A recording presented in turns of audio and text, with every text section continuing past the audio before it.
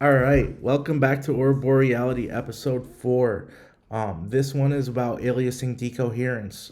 If you haven't checked out episode 3, we talked about quantum aliasing, which is my flagship theory, how reality emerges from perspective within an infinite field, how that multiplicity of perspectives within an infinite field interferes and interference patterns create reality. So this is a very important background for this.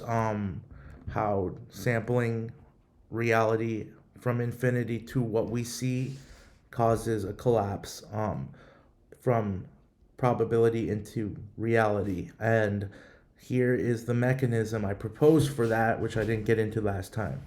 Um, in quantum physics, they refer to decoherence as a wave of probability becoming an actual outcome in an experiment like the double slit experiment.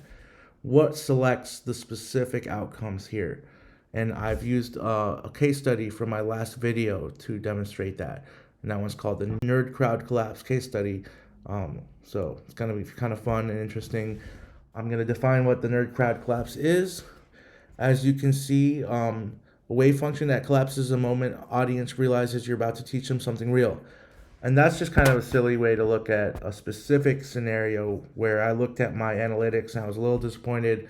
A lot of people dropped out, specifically during this steep drop off in the graph there. And I was trying to see like why, and I just realized why. And I'll explain that in a minute. And how that might relate to, in a kind of funny way, how our consciousness pre-selects something before our cognition, meaning before we really understand or process what we're observing, that reality is actually determined by precognitive consciousness. And that'll make sense in a minute. I know that sounds a little bit unhinged, but you'll see. So I noticed that a lot of people dropped off right around here where the curve sort of takes a sharp turn here, during which a crowd ends up, staying till the end of the video, but it's a small subset of the original crowd which filtered itself out at the beginning. And then I noticed that that beginning coincides pretty much perfectly with the intro to this video series, which is a lot of AI, pyrotechnics or whatever, and it's got and my own hip hop beat I produced, and it's a little bit light on the brain. You don't have to think. And then as soon as this nerdy stuff hits you, it's like I'm out of here or I'm in for the long haul. So, anyways, I wanted to start off with some background on the idea of this selection process and how it's been looked at so far. And one of the most compelling theories I've found that still hasn't quite gotten mainstream approval fully, but is, I think, kind of getting towards the real answer of what creates the objective reduction, as they call it here, like what exactly determines the specific outcomes within that possibility range. And so this one was developed by Stuart Hamroff, who is an anesthesiology department in Arizona. He is a consciousness researcher and an anesthesiologist professor.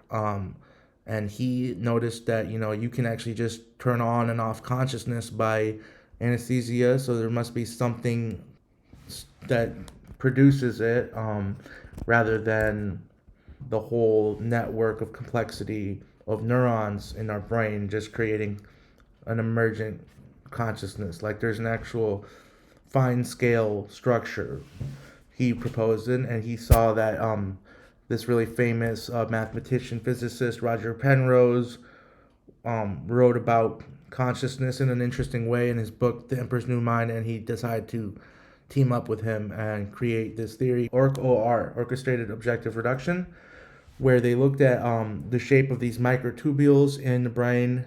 Information travels between dimensions and gets preserved at scale using a golden ratio spiral implosion.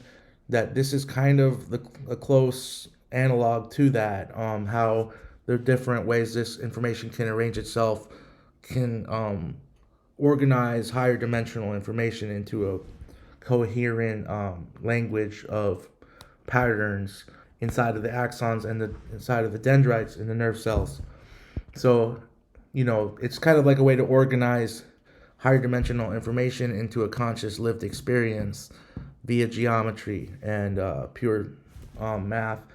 And this is where they propose that consciousness kind of interfaces with space-time itself to create an intrinsic property within reality.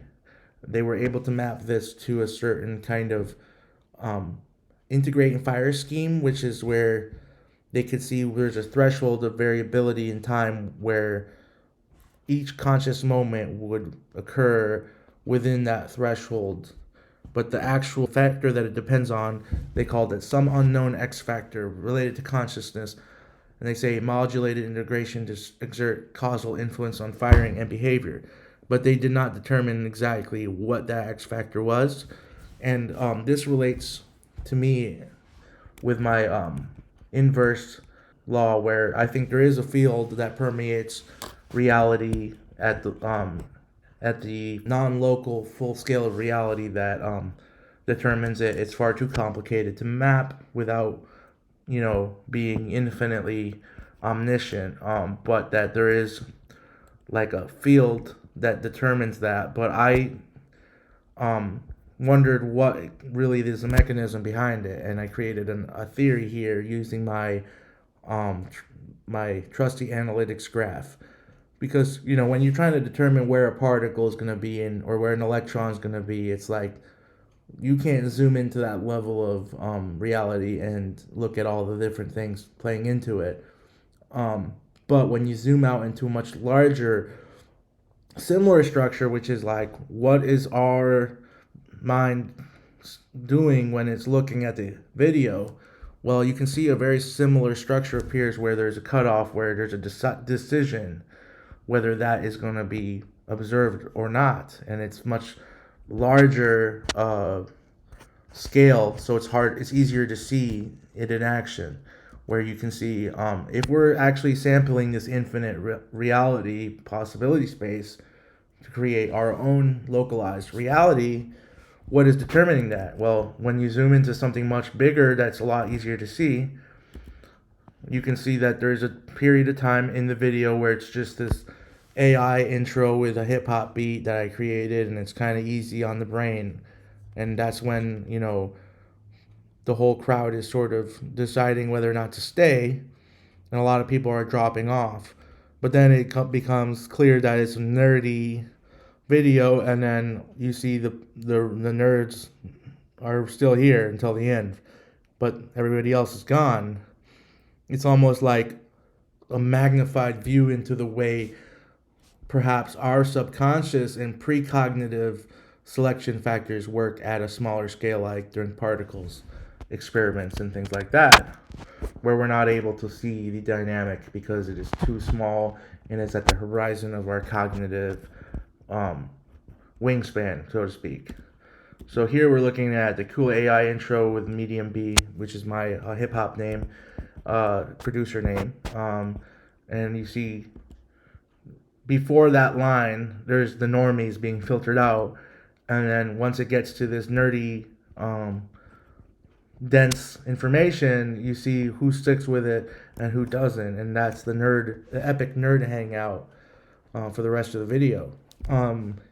So anyways, that's quite a lot to soak in, so I figure I'll end it right here. But conclusion is that precognitive bias, which we are not really cognitively aware of, but is part of our processes, are shaping the decision of what to select on a quantum level. But we can actually look at it from looking at the video analytics and seeing how we're actually creating an integrate fire threshold within the intro of the video, which is not asking a lot of the watcher, and then that selection process hits you right when the nerdy part comes in. So nerd crowd collapse could be the next view into the future of quantum reality. Thank you for watching.